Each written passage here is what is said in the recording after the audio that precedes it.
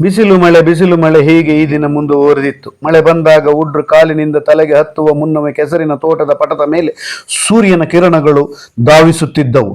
ತೋಟದ ಅಡಿಕೆ ಮರದ ಬುಡದಲ್ಲಿ ಈ ಹಿಂದೆಯೇ ಬಿದ್ದಿದ್ದ ಅಡಿಕೆ ಕಾಯಿಗಳು ಮಂದ ಹಸುರಿನಿಂದ ಕಗ್ಗಪ್ಪಾಗಿ ಹಸಿ ಮಣ್ಣೊಳಗೆ ಅಂಟಿಕೊಂಡಿದ್ದವು. ಈ ಮೊದಲೇ ಕೊಳೆ ರೋಗಕ್ಕೆ ಒಳಗಾಗಿದ್ದ ಅಡಿಕೆ ಮರಗಳು ಮತ್ತೆ ಬಾರದಂತೆ ಬೋರ್ಡೋ ದ್ರಾವಣವನ್ನು ಸಿಂಪಡಿಸಿಕೊಂಡಿದ್ದವು. ಮಳೆ ಬಿಸಿಲಿನ ದೆಸೆಯಿಂದ ಫಂಗಸ್ಸುಗಳು ತಮ್ಮ ಕರಾಳ ಹಸ್ತಗಳನ್ನು ಅಡಿಕೆ ಕಾಯಿಗಳ ಮೇಲೆ ಚಾಚದೆ ಸುಮ್ಮನಾಗಿದ್ದವು. ಮರವೊಂದರ ಬುಡದಲ್ಲಿ ಬಿದ್ದಿದ್ದ ದಿಂಡೆ ದೊಡ್ಡ ಕಾಯಿಗಳು ಉದುರಿದ್ದವು. ಇದೇ ರೀತಿ 12 ಮರಗಳಿಂದಲೂ ಕೊಳಗಗಟ್ಟಲೆ ಕಾಯಿಗಳು ಉದುರಿದ್ದವು. ಈ ತರಹದ ಕಾಯಿಲೆ ಹೋದ ವರ್ಷ ಇದೇ ಸಂದರ್ಭದಲ್ಲಿ ಬಂದು ಅಪೂಟು ಪಾಪರು ಮಾಡಿದ್ದವು. ಇಷ್ಟಕ್ಕೆ ನಿಂತರೆ ಪರವಾಗಿಲ್ಲ, ಹೋದ ಬಾರಿಯಂತೆ ಮುಂದುವರಿದರೆ ಏನು ಮಾಡುವುದು?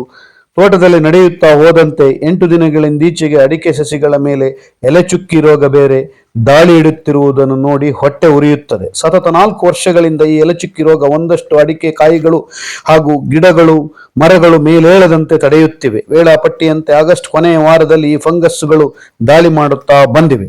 ತೋಟದ ಸುತ್ತಲೂ ಕಾಡು ಮರಗಳಿಗೆ ಚಾಚಿಕೊಂಡಿರುವ ಅಡಿಕೆ ಮರಗಳನ್ನು ಮಂಗ ಮತ್ತು ಕೆಂದಳಲಿಗಳು ತಮ್ಮ ಹೆಸರಿಗೆ ಖಾತೆ ಮಾಡಿಸಿಕೊಂಡಿವೆ. ತರಿದು ಎಳೆಕಾಯಿಗಳನ್ನು ಕೆಳಗೆ ಬೀಳಿಸುವುದು ಮಾಮೂಲಿಯಾಗಿದೆ.